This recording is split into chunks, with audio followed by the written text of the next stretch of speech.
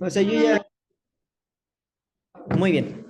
Pues buenos días a todos. El día de hoy iniciamos este bloque de neurología en nuestra residencia de medicina interna. Mi nombre es Brian Bernal Alférez, soy residente de segundo año en el 20 de noviembre y vamos a empezar con el tema de exploración neurológica. Es un tema el cual es básico, fundamental para la adquisición de conocimientos y determinación de diagnósticos en neurología, ya que la exploración neurológica pretende determinar el sitio afectado en el sistema nervioso, ya sea central o periférico, y con todos sus componentes que nosotros conocemos y prácticamente este repaso será rápido, un poco express y refrescante para nosotros como residentes de medicina interna para su conocimiento. Entonces, la división de la exploración neurológica tiende a ser sistemática, ya que es tan compleja y tan abundante que vamos a necesitar dividirla en diferentes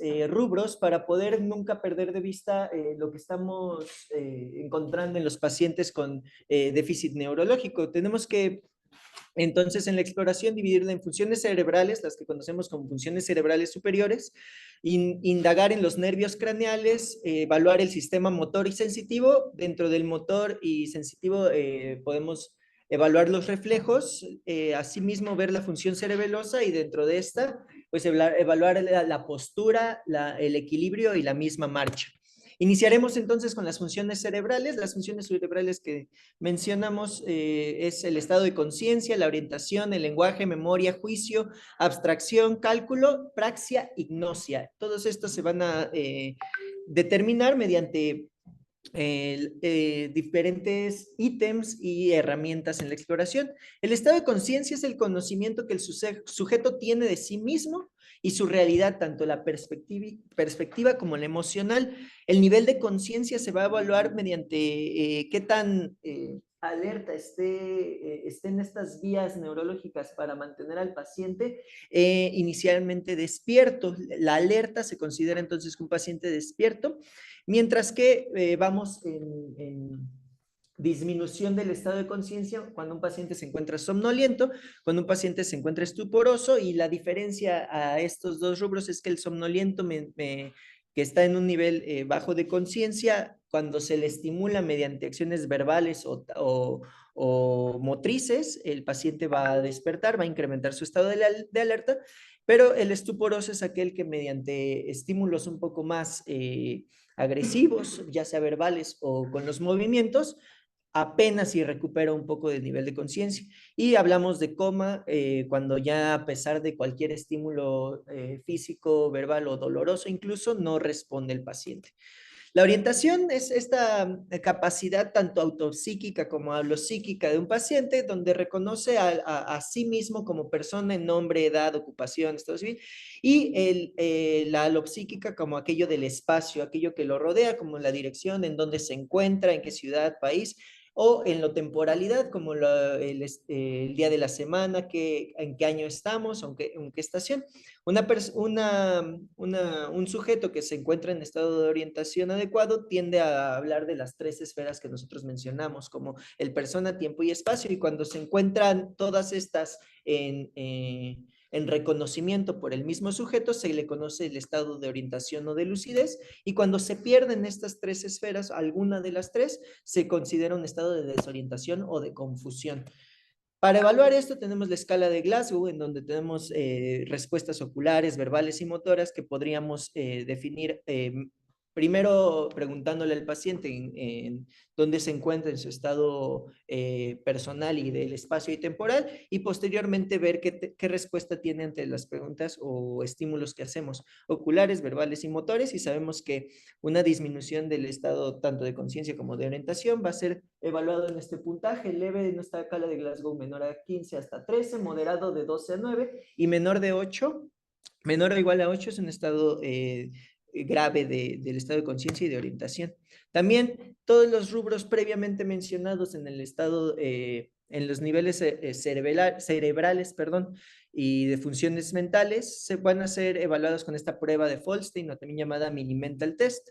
Hay diferentes ítems que se han ido modificando a lo largo de los años. Esta fue creada en 1975 y usualmente lo que tenemos que recopilar en este examen, en esta prueba, es la orientación del paciente en espacio-tiempo, su capacidad de atención, la concentración y memoria, asimismo como la capacidad de abstracción y de cálculo que tiene el paciente, como su capacidad de lenguaje y su percepción visoespacial.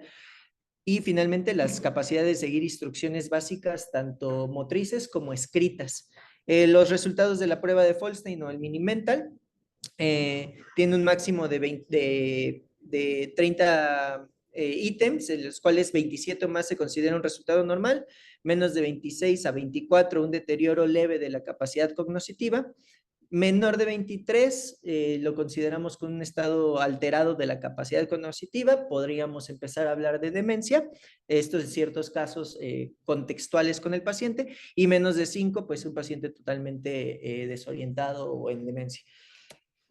Cuando hablamos de la capacidad de generar lenguaje, sabemos que el lenguaje es el principal medio de comunicación social en que tenemos los seres humanos, y este debe ser espontáneo, automático, provocado y elaborado. Además, dentro del lenguaje se incluye la capacidad de reconocimiento y comprensión oral de un sujeto externo al paciente y la comprensión tanto verbal como escrita del mismo. Se reporta que el lenguaje que emite un paciente o una persona normal, la facilidad debe de ser de 100 a 160 palabras por minuto en un adulto, y si incrementamos el número de palabras, consideramos que este es un sistema legorreico del lenguaje, y si disminuimos la capacidad de emitir este lenguaje, se considera no fluida, o lo que llamamos también bradilálico. El lenguaje, obviamente, tenemos que entender que proviene de sitios muy exclusivos en el cerebro, como el área de Broca, que es el que emite el lenguaje, emite las capacidades motoras para generar el lenguaje, y el área de Wernicke, que es el área que va a ser la comprensión auditiva del lenguaje y que va a generar la ideación de generar este lenguaje, y a través de un sistema de comunicación entre el área de Wernicke y el área de Broca, va a haber una capacidad de comunicación entre estos dos sistemas para generar el lenguaje. La afasia se define entonces como la alteración misma del lenguaje. Hay diferentes afasias, hablando exclusivamente de estos sitios, como la afasia de Broca. Dijimos que la Broca es el sistema de producción del lenguaje, entonces el lenguaje espontáneo no va a ser fluente, pero sí va a tener buena comprensión del mismo. El paciente va a saber qué le estamos diciendo. La afasia de Wernicke, por otro lado, en la producción se encuentra intacta, puede generar un buen lenguaje comprensivo, sin embargo, el paciente no va a entender lo que se le está diciendo. Y finalmente, la afasia de conducción es esta interrupción entre la Wernicke y Broca, en donde no va a haber alternación como tal de la producción del lenguaje, no va a haber alteración de la comprensión auditiva, sin embargo, no va a haber una buena comunicación entre lo que el paciente quiere decir y lo que emite al final de cuentas en el lenguaje. También tenemos afasias transcorticales, que son lesiones en el cerebro adjuntas al área de Wernicke o de la Broca, en donde va a haber también transcorticales motoras, transcorticales sensoriales, motoras en el área de Broca, sensoriales en el área de Wernicke, y las mixtas, en donde el lenguaje suele no ser tan fluente como debería serlo por la afección circundante al área de Broca, o el paciente logra percibir únicamente ciertas parafrases que se le emite el explorador por la alteración transcortical en el área de Wernicke. La integración motora, hablando ahora de otro rubro, es lo que conocemos como praxia, en donde el sistema cortical del sistema nervioso central tiene la capacidad de generar un movimiento voluntario o un gesto programado previamente ideado. En esto se dividen los intransitivos y transitivos. Esto quiere decir capacidades motoras que tienen ya preestablecidas los sujetos, como saludar, como emitir ciertos gestos motores para intentar explicar algún fenómeno, y esos son los transitivos, y los intransitivos, en donde son solamente expresiones genéricas, descriptivas o simbólicas, que no van a tener alguna ideación previa en el sistema cortical. Entonces hay un plan de qué es lo que se va a hacer. Posteriormente hay una armonía cinética, qué músculos vamos a generar en ese movimiento. Después se emiten los movimientos precisos y todo este proceso se le conoce como eupraxia. Cuando tenemos déficit o alteraciones de la capacidad de generar estos movimientos, se le conoce como apraxia. Y lo podemos dividir en apraxias idiomotoras y apraxias ideatorias. Entonces, esta es una inhabilidad para realizar los actos motores. Y la idiomotora sería aquella incapacidad de generar respuestas motrices a órdenes verbales, como decirle al paciente, alce la mano, alce la cabeza, voltee el cuello y cosas así. Pues sin embargo, el paciente lo puede hacer espontáneamente. Esto quiere decir, nosotros le estamos generando una orden, pero no la comprende, no la logra hacer la idiomotriz o sí, la ideación de generar eso. Sin embargo, si no lo está pensando, el paciente lo puede hacer espontáneamente. Esto quiere decir que no va a ser posible que el paciente haga mímica. Si nosotros le decimos, alce la mano de esta manera, el paciente no lo va a lograr comprender, no va a ser una ideación, perdón, no va a ser una capacidad idiomotriz. La ideatoria es que los movimientos son incapaces de hacerlo. Se le puede decir al paciente que lo haga, el paciente lo comprende, genera la ideación de generar el movimiento, sin embargo, solamente logra un esbozo del mismo, no lo logra generar en completo. Entonces puede ser mímica, la mímica completa, pero a veces o la realización del acto de mímica tiene limitaciones. Y finalmente hay apraxias especiales en donde solamente ciertos rubros de la ideación motora son alterados, como el paciente incapaz de vestirse a sí mismo, el incapaz de generar una marcha adecuada o de generar movimientos oculares o bucofaciales adecuados. Estos son más de regiones alteradas que vamos a ver posteriormente. Posterior a la apraxia y a todo lo que hemos visto, otra función superior es la agnosia. La agnosia es el reconocimiento que tenemos, la capacidad de generar reconocimiento a través de todos los sentidos. Hay gnosias táctiles, que serían la morfognosia. Podemos determinar mediante el tacto cuál es la morfología de un instrumento, de un objeto. La estereognosia es saber mediante lo táctil, qué objeto estamos tocando sin la necesidad de verlo. Esa es la agnosia táctil, estereognosia. Los visuales, la agnosia visual es saber que estamos reconociendo un objeto, una imagen. La prosopognosia es la capacidad de reconocer caras e individuos. Finalmente, la agnosia de colores. Las espaciales es que estoy orientado, sé en qué lugar estoy, sé qué tan lejos están las cuestiones topográficas de mí. Y la localización de los objetos, sé identificar cómo es la posición de los objetos. Gnosias auditivas, sonidos y palabras, entender las palabras y sus significados, o los sonidos de dónde vienen y más bien qué produjo ese sonido. Y las somatognosias, que es más bien en el sentido de reconocimiento del propio, del yo, en donde hay una autotopognosia, que es sé dónde estoy, y hemisomatognosia, que es sé en dónde están las partes de mi cuerpo. Las gnosias alteradas se les conoce como agnosias y obviamente va a haber cada uno de estos rubros alterados. Las táctiles se le conoce como estereognosias, no tengo capacidad de reconocer lo que estoy tocando. Las visuales es para los objetos, para los colores, y algo muy interesante es que a veces las visuales pueden ser y reconocimiento de las caras, como las prosopagnosias. Espaciales, como las simultognosias, no sé dónde están los objetos, y las agnosias topográficas, no logro identificar a qué posición de mí están los objetos. Las auditivas, no logro reconocer sonidos, no logro identificar las palabras que se me están emitiendo, y esto se le conoce como amusia. Y las agnosias del esquema corporal, no sé en dónde me posiciono en mi propio cuerpo topográficamente, eso es autotopagnosia. Y la somatognosia es que la posición de mi cuerpo no lo identifico en qué posición está. Y un grado severo de esta somatotopagnosia es la somatoparafrenia. No solo no identifico en qué zona está en qué posición está la extremidad de mi cuerpo, sino que la reconozco como algo ajeno a mí. Esa es la somatoparafrenia, perdón. Finalmente hablamos de otro rubro, los rubros de los nervios craneales. Sabemos que cada uno está interpretado en las distintas funciones, tanto especiales como autonómicas y motoras, y cada uno tiene la evaluación, así que hablaremos individualmente en orden. Nervio olfatorio es el primer nervio craneal, tiene una función sensitiva e interpreta el olfato. La exploración usualmente debería ser cuestión en el contexto del paciente, una exploración neurológica completa lo incluye, sin embargo, sabemos que por cuestiones de tiempo usualmente no es la más referida que se ocupe, sin embargo, teniendo antecedente de infecciones por el coronavirus, SARS-CoV-2, y teniendo en el entendimiento que existe afecciones de long COVID, como brain fog, y distintas anosmias, tenemos pues la posibilidad de explorar este nervio mediante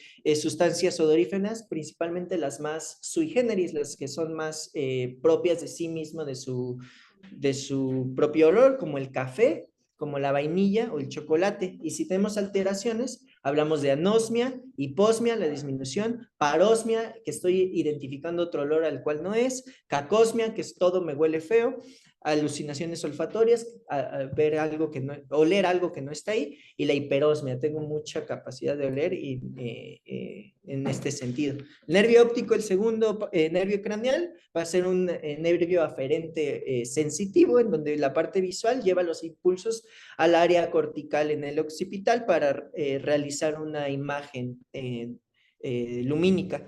Se explora mediante el examen de la agudeza visual, las tablas de Snellen y Jagger, visión de colores, las tablas de Ishihara, campo visual, podemos hablar de dos tipos de campimetría, y el fondo de ojo.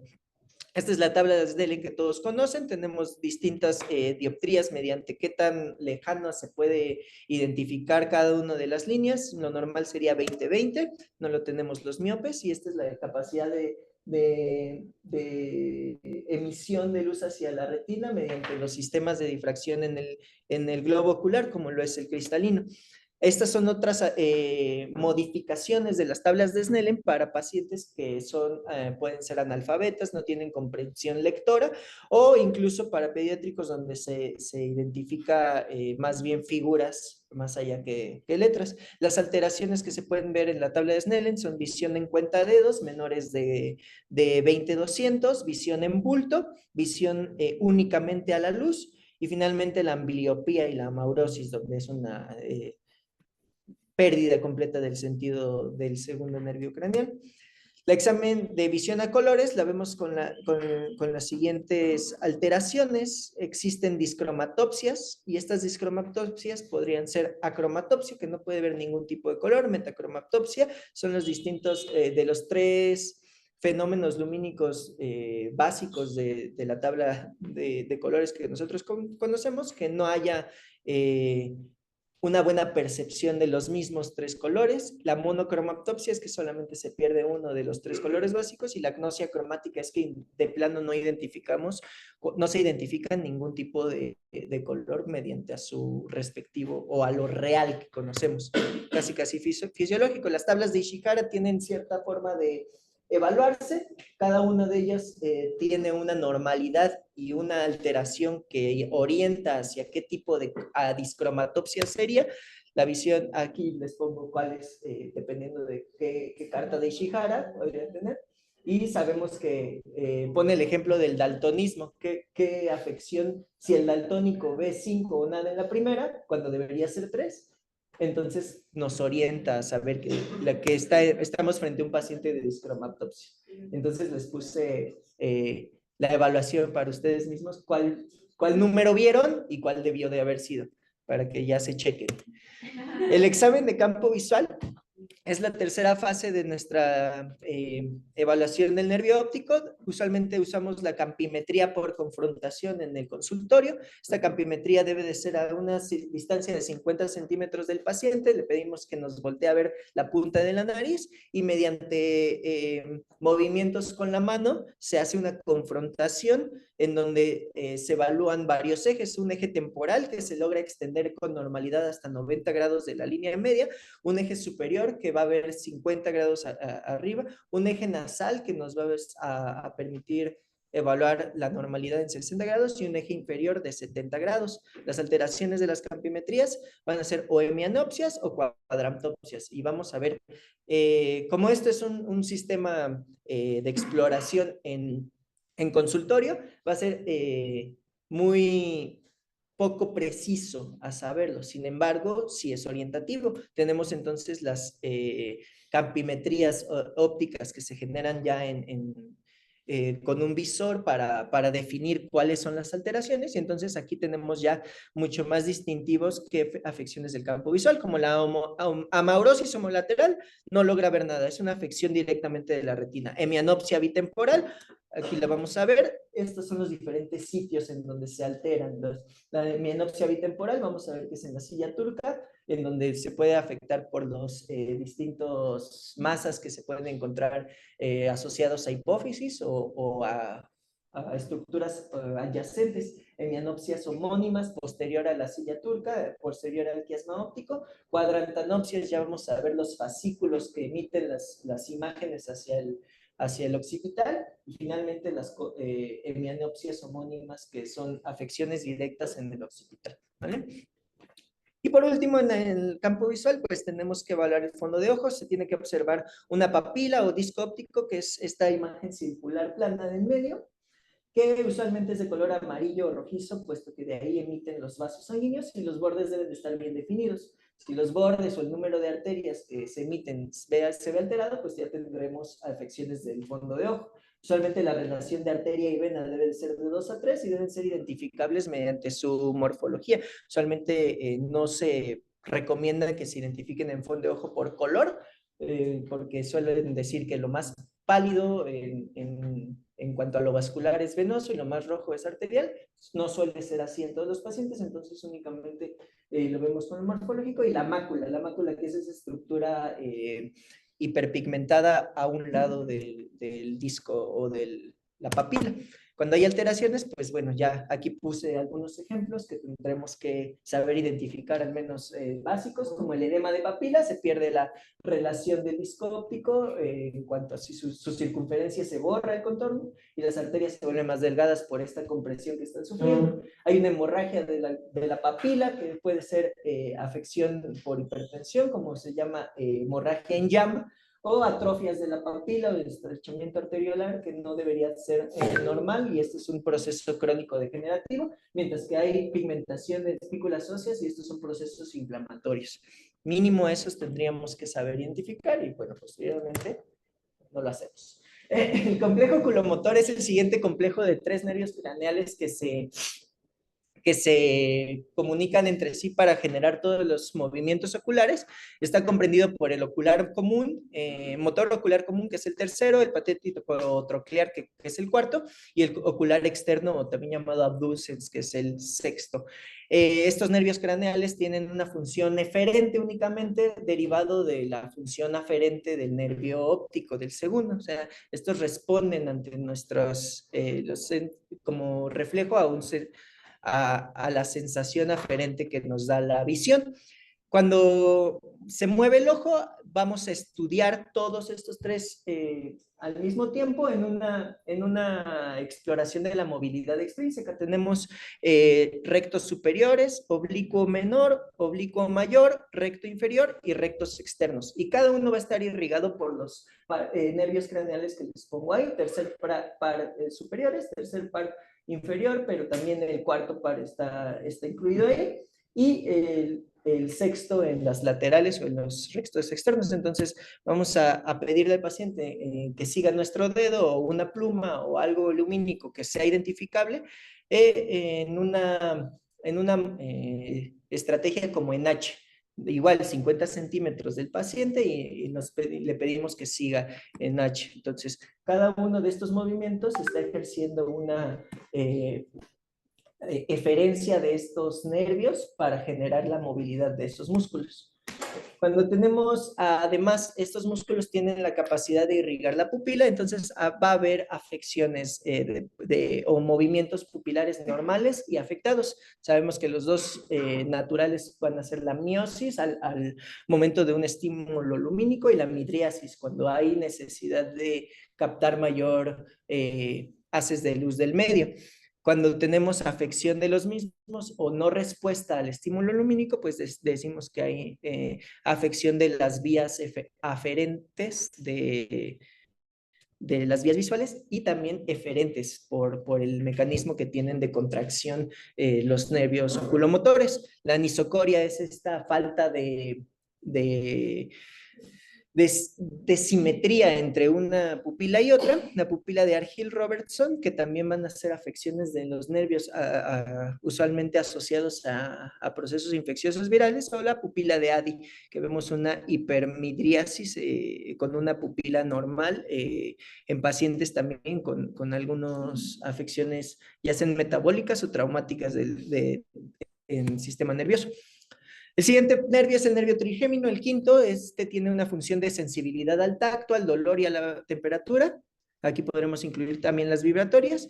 Y esta función, además motora, salud, que inerva los músculos de la masticación. Entonces va a haber inervación en los músculos temporales, masseteros, pterigoideos, y estos ambos, pterigoideos externos e internos. Y también el trigémino tiene una función autonómica que va a ser la capacidad de estimular a las glándulas para secreción de saliva, como las parótidas, sublinguales y submaxilares. Aquí lo vemos cómo lo podemos sostener para generar una respuesta motora. Aquí la sensitiva y sensitiva y la autonómica pues no se muestra. ¿Cómo se explora el nervio facial? Este séptimo nervio genera los movimientos de la mímica facial.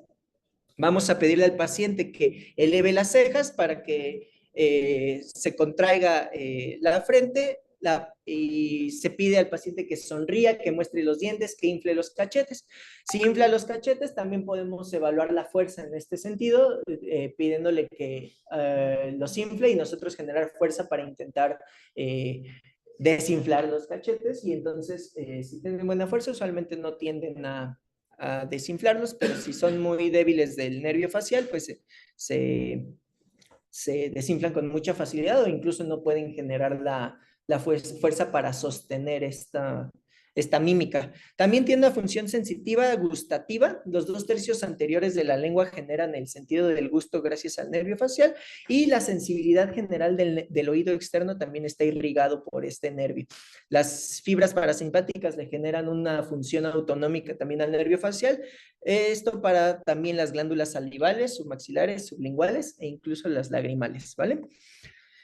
Cuando tenemos afecciones del nervio facial, tenemos que entender que son dos tipos de afecciones por la ruta y trayecto que tiene este nervio. Puede haber una parálisis facial periférica en donde las fibras efectoras están afectadas con un aplanamiento de todas las arrugas frontales, y esto suele ser nada más hemifacial, o sea, de un lado de la cara. Sin embargo, periférica, recuerden que solamente que periférico es toda la mitad de la cara, y hay ausencia de lagrimeo en este tipo de afecciones periféricas. Cuando hablamos de central es que hay una afección corticobulbar donde está naciendo el nervio facial, y sí existe afección de una mitad, sin embargo solamente de manera como de un cuadrante, no de toda la mitad. Y este cuadrante se va a visualizar con la desviación de una comisura labial, y esa desviación suele ser hacia el lado sano. O sea, digamos que es la zona que sí puede generar, ya que el trayecto del nervio hace una decusación desde la parte central hacia el bulbo, y en el bulbo cambia para irrigar la otra mitad. Entonces, solamente si la comisura labial se desvía hacia un lado, ese lado al cual se desvía, si es una afección central, va a ser el lado sano. Así como que se acentúa el surco nasogeniano, mientras que del lado afectado va a desaparecer el surco nasogeniano, y hay una integridad en la mitad superior de la cara. Solamente entonces se afecta el cuadrante inferior del lado que está afectado, izquierdo o derecho. Siguiente nervio que vamos a evaluar es el vestíbulo coclear. Este sabemos que se encarga de la audición, y sus afecciones van a ser hipoacusia o anacusia. ¿Escucha bajito o no escucha? Y las hipoacusias se van a dividir en dos tipos dependiendo de nuestros hallazgos a la exploración, con tres técnicas: la técnica de Weber, la técnica de Rinne y la técnica de Sauvage. Las hipoacusias de conducción van a ser aquellas en donde pueden encontrar el sonido lateralizado a un sitio de la lesión, mientras que el RINE, que es donde se pone el diapasón para que vibre y emita las ondas sonoras a través de la estructura ósea, esa se pierde, por ende es de conducción. Y de percepción es que Weber se lateraliza hacia donde sí escucha y Riné sí tiene buena conducción a través de las estructuras óseas. Entonces, a estos dos tipos de, de hipoacusia se pueden entender para saber dónde está la lesión, si es a nivel a nivel de emisión de las fibras auditivas o a nivel central, directamente en el nervio vestíbulo coclear. También la otra función del vestíbulo coclear es la posición, saber manejar cambios en la posición mediante los diferentes canalículos que vemos aquí, y para saber si un paciente que se encuentra en la consulta por vértigo o por alteraciones de estos canalículos, se usan maniobras. La principal es la maniobra de Dix-Hallpike y de Semont, que es cambiar de diferentes posiciones al paciente y evaluar cada una de las semilunas que se encuentran. Hay una semiluna vertical, una horizontal, y que se pueden modificar por los otolitos bueno, por la linfa que se encuentra dentro de estos canalículos, y si hay alteraciones mismas. Este es un video, me lo voy a saltar por cuestiones de tiempo, de cómo se realiza la maniobra. La maniobra entonces es cambiar al paciente de posición en una mesa de exploración y hacer diferentes movimientos con la cara para justo evocar la sensación de cambios en las semilunas. Si hay alteraciones, podemos pensar en un vértigo posicional, y si esto se vuelve recurrente y que solamente actúe a lo largo o en ciertos momentos, pues vértigo posicional paroxístico benigno, ¿no? El nervio glosofaringeo tiene función motora, que se explora con el movimiento de la faringe, una sensitiva, que se explora mediante el estímulo del reflejo nauseoso, y la sensitiva especial, que sabemos que junto con el nervio facial hablábamos de la exploración del gusto. Entonces quedamos que los dos tercios principales es el séptimo, y el tercio posterior va a ser inervado en lo especial del gusto por el glosofaringeo. La función gustativa tampoco es una función que se evalúe con cotidianidad, sin embargo puede ser evaluado mediante nuevamente sabores muy sui generis: picoso, café, salado y dulce. Si tenemos alteraciones de la función gustativa, vamos a hablar de ageusia, no puedo determinar ningún tipo de sabor; hipogeusia, no sabo nada o sabo poquito; y parageusia, lo que estoy identificando no corresponde a lo que debería identificar. El nervio vago o neumogástrico es el décimo, que sabemos que tiene una función autonómica general en todo el cuerpo, en todo el organismo, pero principalmente va a irrigar funciones de faringe, esófago, tráquea, cuerdas bucales, bronquios, corazón, estómago, intestino. La exploración se puede medir desde la calidad de la voz. La voz nasal va a ser una parálisis del nervio del paladar, o la voz bitonal, que las cuerdas vocales estén afectadas o paralizadas. Estas son afecciones directas del nervio vago. La elevación del paladar blando va a llamarse con un fenómeno que se llama fenómeno de Bernet. Este fenómeno quiere decir que al momento de solicitarle al paciente que diga "ah", en ese momento el velo del paladar debe de elevarse de manera simétrica en ambos. Digamos que el paladar blando se divide en dos, entonces del lado izquierdo y derecho puede elevarse al mismo tiempo que elevan la úvula de manera sincrónica. Si la úvula se lateraliza, tenemos una afección del nervio vago, y si la pared posterior de la faringe no se eleva, la caída sería una afección del nervio glosofaríngeo. El nervio espinal empieza a evaluarse mediante la capacidad motora de estos músculos, porque inerva el esternocleidomastoideo y el músculo trapecio. Este nervio se considera accesorio, puesto que también estos músculos sirven para la función accesoria de la respiración, y se evalúa mediante la elevación de hombros y la rotación de la cabeza lateralmente. Se puede empezar a evaluar la fuerza muscular en este nervio mediante oponiendo una resistencia a los hombros y una resistencia a la movilidad de la cabeza para evaluar la fuerza del cuello y el esternocleidomastoideo y la fuerza de los hombros. Y ahorita hablamos ya de cómo evaluamos la fuerza. Finalmente, el nervio hipogloso es un nervio que funciona para la motricidad de la lengua. Si hay desviaciones, hay alteraciones del hipogloso y resulta que este nervio está muy asociado a afecciones vasculares. Entonces, de las principales que vamos a ver en los CBCs van a ser alteraciones del hipogloso con desviaciones bien características de la lengua. Asimismo, pues la atrofia de la lengua, una lengua inmóvil o la desviación cuando hay afección corticovulvar de estas fibras, pues la lengua se va a ir hacia un lado opuesto, donde sí se puede contraer.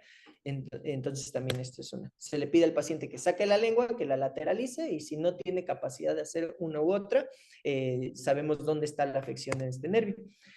Ahora, en el sistema motor, vamos a evaluar los músculos, cómo se evalúan, viendo el tono y el trofismo. Vamos a evaluar movimientos voluntarios, movimientos pasivos y activos. Y la fuerza muscular se va a graduar mediante una escala que todos conocemos, que es la escala de Daniel. Sabemos que hay otras herramientas también para... Hola, hola, disculpa la Hola, interrupción, estimado doctor. ¿qué pasa, doctor? Buenas. Aquí habla el doctor Vicente, mucho gusto para todos, un saludo para todos. Nada más quisiera completar un poquito en cuanto a ahorita lo que ya llevamos, escuchándote perfectamente bien en tu exposición, pero para no pasar todavía al sistema motor, quisiera nada más ir retomando algunos datos que son muy importantes, ¿verdad? En cuanto a la exploración física, evidentemente estamos hablando de que tiene que haber, partir desde el interrogatorio para dirigir nuestra exploración física, ¿verdad? En cada caso. Se particulariza. La exploración neurológica como tal, ¿verdad? Pues es complementaria a nuestra exploración física. Eh, ¿Qué es lo que vamos a tomar en cuenta? Es muy importante la localización, ¿verdad? Entonces, de todo lo que nos has venido hablando, es muy importante tratar de correlacionar inmediatamente desde que estamos viendo al paciente, observándolo, ¿verdad? Ya estamos tratando incluso de ver dónde podría estar localizada la lesión o la alteración que pueda estar presentando.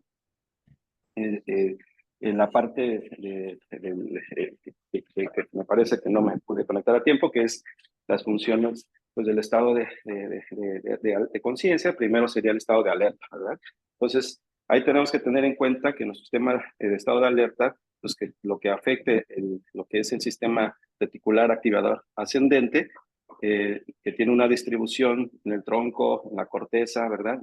En la parte de proyecciones talámicas, pues nos va a dar precisamente esta alteración. Pues tú llegas, estás pasando visita, llegas a la cama del paciente y observas que el paciente pues está con alteración del estado de alerta. Sí, ya sabemos que según la clasificación de Plon y Posner, pues solamente son 4, ¿verdad? El paciente está alerta, está somnoliento, tiene estupor o tiene coma, ¿sí? Vamos a abandonar los términos ya de obnubilación o letargo, que son finalmente términos ambiguos y que no debemos de ocupar para describir el estado de alerta de nuestro paciente. Si el paciente tiene estado de alerta alterado, ¿sí? Inmediatamente estamos tratando de ver dónde probablemente está la afectación. O es a nivel cortical difuso, ¿tá? Algo que esté afectando en forma bilateral la corteza, para que el paciente esté pues en este estado. Puede ser un tumor que ya tiene mucho edema, que está desplazando la línea media y por eso el paciente pues está con esta afectación. A nivel talámico, que tendría que ser, puede ser el tálamo unilateral o bilateral, ¿sí? Si se afecta la arteria de Percheron, que está hasta un 10-15% de los pacientes tienen esta irrigación de una sola rama, va a irrigar en forma bilateral los tálamos y esos pacientes pues tienen un infarto en esa localización, pues están en coma, tienen una alteración por afectación de la arteria de Percheron. Entonces estamos pensando cortical difuso o tiene afectación talámica o tiene el paciente una alteración en el puente, ¿verdad? En el tronco encefálico, para que nos pueda dar la alteración del estado de alerta. Entonces ya desde que tú estás acercándote al paciente, ya puedes estar sospechando que pueda tener una lesión, ¿verdad? Dependiendo evidentemente el grado de afectación de la parte del estado de despierto y que pues sabemos que para eso nos ayuda la escala también de Glasgow, ¿no? En la parte de las funciones cognitivas también abordamos bastante bien, pues ya comentaste, ¿verdad? Siempre vamos a ver primero, evidentemente que el paciente esté alerta, ¿verdad? El paciente pues que está somnoliento despierta la orden verbal, el que está estuporoso solamente a estímulos dolorosos y el que está en coma pues no tiene ni siquiera respuesta motora o apertura ocular a lo que son los estímulos incluso pues, vigorosos, como sabemos. En la parte de para que tú puedas explorar las funciones cognitivas, evidentemente el paciente tiene que estar orientado. Si está en delirio, no está el paciente todo confusional, pues no va a tener mucho valor que podemos estar explorando el resto de las funciones cognitivas como el cálculo, ¿no? El juicio, la abstracción, etcétera. Entonces, tenemos que aterrizar en el paciente adecuado. Si alguien me está comentando el juicio, o que tiene discalculia y el paciente pues está desorientado, evidentemente tendré que tomar en cuenta pues este dato. Después de esto, pues ya comentaste, abordaste muy bien lo de las afasias, que bueno, ahí segregaste muy bien la motora, la sensitiva. Aquí pues es algo muy sencillo en el sentido de cuando hay arresto del lenguaje, pues es el área motora de Broca, como ya comentaste. Y las transcorticales, la característica que tenemos que recordar, ¿no? Pues es que el paciente conserva que pueda repetir, ¿verdad? Tú le das una orden, que le pides que diga su nombre, no lo puede decir. Ajá. Entonces, estás pensando en algo que es motor, una fascia motora. Sin embargo, le dices, a ver, repite estas palabras y las puede repetir. Entonces, el paciente tiene una fascia transcortical motora, ¿verdad? En la parte que fuera la comprensión, que no comprenda el paciente lo que le estás indicando, pero puede repetir, sería una fascia transcortical sensitiva. Es muy sencillo en ese sentido poderlo catalogar y ya explicaste en este sentido dónde se esperaría la lesión, ¿verdad? No es lo mismo esperar una lesión a nivel frontal, que solamente que es poco probable que solo esté afectado el área del lenguaje, seguramente va a haber también afectación motora. Y eso ya te está ubicando incluso algún territorio en la cuestión vascular, pues hasta algo muy específico a nivel arterial, no una localización. Y en la parte que comentabas muy bien de las apraxias, ¿verdad? El ejemplo que ponemos siempre pues es que le pidas al paciente que emule, que imite o que haga como que está, cómo se prende una caja de cerillos, ¿verdad? Entonces, si el paciente lo tiene muy claro, incluso lo puede ir agregando verbalmente cómo se haría, y cuando le dices que lo haga, no lo puede realizar, ¿verdad? Esa sería una apraxia idiomotora, ¿verdad? Sí sabe las partes de que llevan tiene que hacer la secuencia para poder encender una caja de un cerillo, sin embargo, pues no lo lleva a cabo. La ideatoria sería que el paciente, pues, no comprende lo que le está diciendo, no lo puede hacer la secuencia, pero lo puede hacer de una forma imitatoria o lo puede hacer de forma, no tiene ningún impedimento motor, ¿ok? En la parte de las agnosias es muy importante, ¿verdad? Porque hay pacientes donde está conservada lo que tiene uno que hacer la diferencia es que esté conservada la vía visual para ver de una agnosia visual, por ejemplo, ¿verdad? Porque estamos hablando que la parte afectada sería a nivel central, occipital. Hay pacientes que tienen infarto, ¿verdad? Y es muy importante porque hay un síndrome, el síndrome de Anton, donde los pacientes confabulan, los pacientes te llegan al consultorio, solo ven que los traen porque los pacientes familiares refieren que está chocando con las puertas, con algunos objetos, y el paciente tú pues hace como que está leyendo, te describe que está reviviendo algo, cuando realmente pues está confabulando. Y es un síndrome bastante llama la atención porque realmente el paciente tiene ceguera cortical y a través de la confabulación es como compensa, como las familiares no se dan cuenta y el mismo paciente tiene este tipo de agnosia, ¿no? No reconoce que tiene esta ceguera.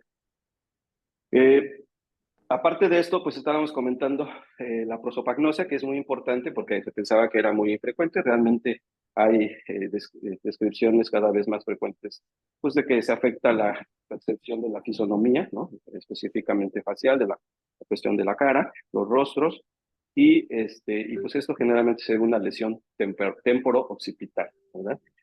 Puede ser bilateral o puede ser unilateral, sobre todo pues, del lado dominante. Pacientes diestros pues serían del lado izquierdo. Bueno, y pues acá siempre ponen en todas estas descripciones actores, personajes famosos que puedan tener este tipo de alteraciones. En este caso, quien se describió recientemente, pues es Brad Pitt, que tiene este tipo de alteraciones visuales para aquellas compañeras que seguramente lo tienen ahí como muy, muy en mente, ¿no? A Brad Pitt. Tenemos comentabas también otra alteración de los campos, ya como tal de los nervios craneales. Lo que tenemos es también que localizarlo, ¿verdad? Si vamos entendiendo cómo es la localización, los 4 últimos nervios craneales, ¿sí? Del 9 al 12 sería la localización en vulvar, porque tú estás localizando dónde va a estar la lesión. ¿Sí? Si el paciente ya tiene afectación del reflejo glosofaringeo de deglución, pues estoy hablando de que tiene una afectación vulvar, es muy importante, y es ipsilateral al lado que estás explorando y que está alterado. Del 5 al 8, pues estamos localizando que es a nivel pontino, y pues mesencefálico, el tercero y el cuarto nervio craneal. Entonces es muy importante porque esto te va a hablar de un paciente que tiene un deterioro del estado de alerta. Tú vas a estar vigilando lo que le llamamos el deterioro rostro-caudal, ¿verdad? No es lo mismo que el paciente tenga una anisocoria a que el paciente tenga pues, pupilas puntiformes, ¿verdad? Estamos hablando de que ya estaría con una afectación más caudal de este paciente. Es decir, que está, por ejemplo, presentando una hernia, una herniación, que está deteniendo por hidrocefalia, por alguna alteración tumoral, etcétera, y se está deteriorando, pues, infecciosa, ¿verdad? El paciente está teniendo este deterioro. Entonces es muy importante el nivel que determina uno a través de los nervios craneales. Ajá. Y para esto es importante que tú verifiques los reflejos, ¿verdad? Entonces, incluso cuando tú vas a hablar de un paciente en estado de coma, pues tienes que hablar de estos reflejos. ¿Qué es lo que vas a valorar? ¿Cómo se integra el reflejo, pues el pupilar? ¿Podrías decirme cómo se integra? Es un reflejo, quiere decir que lleva una aferencia y una eferencia. Sí. Ya lo comentaste, pero para poder integrar el reflejo Sí, claro. pupilar. Entonces, el reflejo pupilar va a ser primero integrado por el nervio óptico mediante la recepción de los fotones a nivel de la retina. La Ok, retina sí, la aferencia, sí. genera los estímulos aferentes a través de todo el tracto óptico, quiasma óptico, y emitiéndolo justo ahí en el quiasma óptico posterior a ello, en el tálamo. Hay una conexión, digamos así, es que no recuerdo bien el Sí, término, sí, sí. para la emisión de colateralidad con los nervios oculomotores. Y en Exactamente, ese, es la integración. exactamente, ahí se integra, en ese momento cuando se está enviando el estímulo para generar la imagen, al mismo tiempo se está emitiendo una vía eferente hacia los músculos, pues en este caso, por Ciliares. ejemplo, el par va hacia los pupilares. Ajá. Y en ese momento, pues, se integra la vía completa. Sí, exactamente. Entonces, se integra a través de la aferencia del nervio óptico y la diferencia a través del tercer nervio craneal, a través pues, este, pues, se integra a través del núcleo de Edinger-Westphal, ¿no? Que estamos hablando que es el sistema parasimpático, ¿verdad? Y que es un reflejo consensual. Por eso, si tú tienes a tu paciente, imagínate que está tu paciente enfrente de ti, ¿sí? Estás explorando el ojo derecho. Yo le pongo la luz al ojo, a la pupila del lado derecho, y esa pupila no tiene miosis, ¿ja? Pero el lado izquierdo, como es un reflejo consensual, sí hace miosis. ¿Dónde está la lesión? Justo en la... ¿Sería una cuando lesión aferente o eferente? sería eferente, perdón. Eferente, Eferente ¿verdad? Porque del hubo lado derecho. consensual. Entonces quiere decir que la Ujú. vía visual está íntegra. El problema Sí. es la eferencia. Entonces, ¿cuál sería la lesión? En la eferencia, ¿qué sería el nervio que está afectado? El tercer nervio. Claro. Sí, un defecto pupilar aferente sería pues, que yo pongo la luz en este paciente y no hay pues, ninguna constricción pupilar ni de un ojo ni del otro, ¿verdad? Porque la aferencia está afectada. Por eso siempre nos ayuda a integrar, y eso es importante, el reflejo. Ahora, el reflejo corneal, si yo estimulo la córnea del paciente del ojo derecho y parpadea del ojo izquierdo, ¿sí? ¿Cuál está afectado? ¿La aferencia, que es a través del quinto nervio, o la eferencia, que es a través del facial? Lo mismo la eferencia, porque se está Exacto. Entonces, sintiendo. entonces dirías, aquí hay un problema, pues es muy importante porque pues, siempre hay cierta ah, aquí pues, confusión, pero es lo mismo. Al integrar que es un reflejo y es consensual, tú vas a poder muy fácilmente determinar si es el quinto, si es el reflejo, lo que no está, si es la aferencia o la eferencia. Igual que el glosofaringio y el vago, ¿verdad? La deglución o el reflejo nauseoso es lo mismo. Vas a hacer ipsilateral la estimulación y es la aferencia por el glosofaringio y regresa por el vago, y tú vas a poder ver si hay una elevación del paladar contralateral, pero no del lado que estás explorando, pues quiere decir que el paciente tiene una alteración en la eferencia. Y así es como se va integrando de forma bilateral. Y hablábamos de las, seguramente ahorita lo vas a ver en la parte motora, pero para seguir integrando una lesión, si ves al paciente que está decorticando, ¿dónde estaría la lesión? ¿Dónde esperarías que está la lesión? Una postura de decorticación, que es diferente a la de descerebración. Tú llegas y ves a la postura de decorticación del paciente. ¿Dónde estaría la lesión? Mm, sería posterior al tálamo cuando está emitiendo El- la... el- a- Aquí la referencia sería el núcleo rojo, ¿sí? Ah, Si el paciente está descerebrando, ya tiene una lesión por debajo del nivel del núcleo rojo.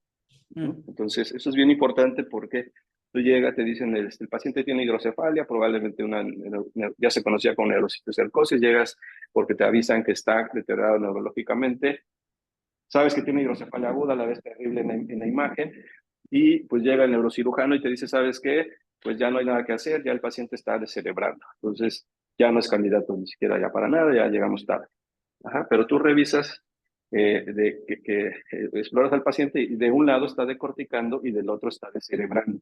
¿Cuál es el dato que tú tomas clínicamente? sería ¿Cuál de ya los dos? en donde está descerebrando, Para hablar de un Glasgow, digamos. Siempre se toma la mejor respuesta que presente el paciente, ok. ¿vale? Precisamente porque si un lado está descerebrando y del otro está decorticando, todavía hay paciente. O sea, tienes que hablar con el neurocirujano y decirle, el paciente no está descerebrando. O sea, sí se puede, tiene que meter urgente a hacerle, colocarle la válvula porque todavía hay paciente. Entonces es bien importante que tú puedas ubicar el nivel donde está la lesión, y porque pues está hablando precisamente si hay o no todavía alguna posibilidad pues, de ayudar a un paciente, ¿no? Entonces, es importante. Otros signos que son muy importantes en la exploración de nervios craneales es que ustedes revisen cuando hay una parálisis del tercer nervio craneal. Y si han escuchado, a veces dicen es completa, cuando el nervio, el ojo, pues está fijo, no se mueve, pues ya sabemos, ni para arriba, ni para abajo, ni para adentro, ajá, y la pupila está dilatada. Ahí es una parálisis del nervio facial completa. ¿Eh? Si comienza primero la alteración a través de la alteración pupilar, es decir, está midriática y con cierta limitación de los movimientos, es muy diferente a que el paciente tenga exclusivamente la limitación o esté paralizado el ojo, pero la pupila está respetada. ¿Sí? ¿Por dónde va el nervio parasimpático, las haces o fibras parasimpáticas? ¿Por dentro o por fuera del nervio, tercer nervio craneal? Las parasimpáticas me Ujú. recuerdo por fuera. Van por fuera, haz de cuenta, van rodeando, van haciendo una espiral, van rodeando lo que es el tercer nervio craneal, de tal forma que si tú tienes una lesión compresiva, un aneurisma, ¿sí? Lo primero que te va a dar es la afectación de la pupila. En Ok. cambio, tú ves un paciente que tiene una parálisis del tercer nervio craneal, está fijo, no se mueve ya el ojito, pero está respetada la pupila, pues ese paciente tiene algo metabólico, ya lo mencionabas, algo este, Correcto. eh, eh, diabético, ¿no? Tiene ahí problemas problemas tiroideo, etcétera, pero no es algo a nivel que estemos pensando compresivo, porque luego pues nos mandan pacientes, ya tienen esta resonancia y todo, y pues el paciente pues es diabético, ¿no? Y tiene la parálisis del tercer nervio craneal, pero sin alteración de la pupila. Por eso es muy importante correlacionar que las fibras parasimpáticas van en la parte externa, de tal forma que cuando si se afectan, pues ahí hay que sospechar y afectar, perdón, y descartar una lesión aneurismática, arteria cerebral posterior o cerebelosa superior, ¿vale? Ok, La otra parte es la diplopia vertical. Si un paciente te dice, tengo diplopia, veo doble, ¿qué le preguntarías para saber si es el cuarto nervio craneal? sí, la visión doble se evoca cuando mira hacia los lados o hacia arriba, hacia... Básicamente tú le tienes que preguntar, ¿cómo ve doble?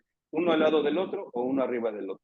Y ya te dice, pues veo su dedo uno arriba del otro. Esa es una diplopia vertical y esa es una parálisis del cuarto nervio craneal. Entonces, eso es así rápido como tú puedes saber. La otra vez es muy obvio cuando el paciente al bajar escaleras inclina la cabeza para corregir esta visión, porque si no se tropiezan. Y entonces el paciente te llega incluso con la cabecita hacia un lado, que ese es el signo de Bielkowski o Bielchowski se escribe, ¿no? Entonces, ahí tú también es algo que ya tú inmediatamente sabes, ¿verdad? Porque el paciente inclina la cabeza al lado contralateral a la lesión, digamos. Si tú le dices, mueva la cabeza para el otro lado, empeora la diplopia, que sería hacia el lado que está afectado, ¿vale? Entonces es importante en la exploración. Si tiene un paciente parálisis facial bilateral, alguien de tus compañeros, ¿qué pensaría que tiene este paciente como un diagnóstico prácticamente patognomónico? Este, esta alteración. ¿De qué enfermedad? Si alguien tiene una parálisis facial bilateral. Mencionan... ¿En qué sospecharías? Tú eres el paciente y está prácticamente pues diplegia facial, o sea, el paciente prácticamente no gesticula. ¿Y qué pensarías? Pues Bueno, les yo, voy a dar un poquito más de datos. algo de la ¿Mande? placa, yo pensaría algo Eso. de la placa neuromuscular, si es bilateral. Va por ahí, pero te voy a dar más datos. Tiene una parálisis ascendente reflectiva. Como miasteniforme. Guillain-Barré, perdón. Sí. Exactamente. Entonces, una diplegia facial es un Guillain-Barré hasta no demostrar lo contrario, ¿vale? Es algo similar a cuando tenemos una afectación del quinto nervio craneal en forma bilateral, que es una esclerosis múltiple hasta no demostrar lo contrario, ¿vale? Bueno, pues bien, digo, ahorita ya más o menos has ido integrando lo que podemos ir valorando a nuestra exploración y desde ahí pues continuamos ahorita con parte motora. Adelante.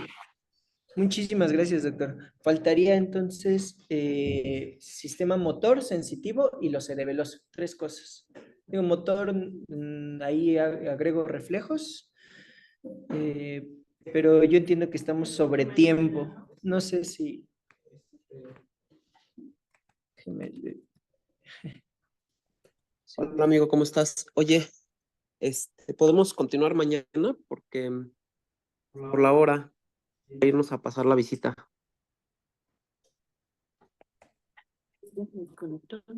No. No. Chente, ¿sí me escuchas?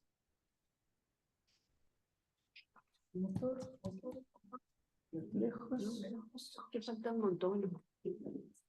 Pues no mucho. Motor sensitivo, 5 minutos. Cerebeloso, nada más las pruebas. 10 más. Bueno, para paréntesis, que necesita, si la cerebral la posterior, es un mapa. Pues tienes que ver si hay lesión, a qué nivel, pues, tienes que saber a qué nivel está. Hacer mis exámenes de neuro, ¿eh? Tiene monoparencia, ¿a qué nivel está la lesión? Creo que no nos escucha. Mándale mensaje. Sí, yo creo que aquí le paramos y mañana terminamos. Ok. No mándenle mensaje. Sí, es que no le llegan los mensajes de WhatsApp.